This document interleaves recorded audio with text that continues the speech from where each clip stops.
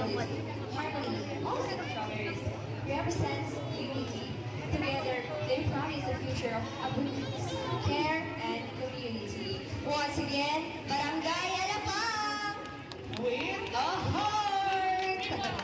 Ayan po, meron tayong pa-heart coming from the float of Barangay Alapang and also because they used to in their float. Ayan po, Siya! Bongga naman ang Alapang, may mga props pa silang dog. ano to, marami pa ako nakikita rito. Mga flowers. At ano to, balls. Uy, may mga balls. At unang big hill ang ating barangay. Alapang! Palapakan naman natin together with the sa barangay poblasyon. Kaway-kaway! Okay, ito mga taga-barangay poblasyon. Itaas ang mga kamay. At sabayan ang kanta. Hawak mo ang beat, hawak mo ang beat. Mali, partner, parang yung gusto ko yun yung ano. Mali ba yun? Hawak ko ang meter. Palabas sa aking newsfeed. Okay. Eto na, paparating. Thank you so much once again, Barangay Alapang and Barangay officials together with, wow, we have a chihuahua pa. Strawberry pa yung hat niya, oh. Yes. Okay. And now approaching another float coming from Barangay Poblacion. Okay, once again, let me read the description of the float for everyone's knowledge. Poblacion. The float is from municipal logos, features the activities. Flowers representing made up of 95% recycled materials. The float emphasizes environmental awareness while showcasing community pride and the commitment to clean and effective waste management and barangay poblasyon. Once again, barangay poblasyon! Ay, hindi naman ako ng masigabong palakpakan at hiyawan! Ayan, isang araw, nagmamalayo sa latrinan. Ang Diba? pretty naman nun.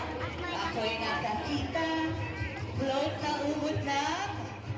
Ang ganda! Alright, we have a float coming from Barangay Poblacion. And again, this belongs to the category Grow Environment. Kaya naman, 50% or more of the materials they use came from recycled materials. As you can see, meron po tayong mga pajaryo. Nakikita ngayon. Which they form into, ayan, mga flowers, strawberry,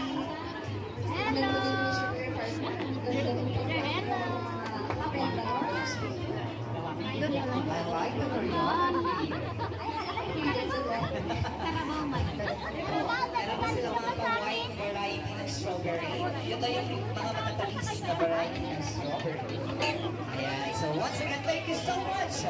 That's the float of Barangay Poblacion together with their barangay officials and representatives. Para baka naman natin sila. At asa naman ang kagandahang taga-poblasyon. Kaway-kaway naman. Thank you so much. Abang-abangan niyo po mamaya sa page ng Tourism Office of La Trinidad, Mayor's Office of La Trinidad, and Public Information Office of La Trinidad. May ipopost po dyan lahat ng mga mananalo ngayong araw. And now approach. Let us be entertained once again with these two performances coming from two candidates. But before that, we have one presentation for the cultural performance from the World Performing Arts Group of Barangay Poblacion. Tampilan is a traditional method for extracting juice from harvested sugarcane using 2 or 3 wooden rollers and a long chain attached to a carabao walking in circles. Although modern machinery has replaced the clean, proud showcase and preserve the cultural heritage in the world. So once again, a cultural performance coming from the World Performing Arts Group of Barangay Poblacion.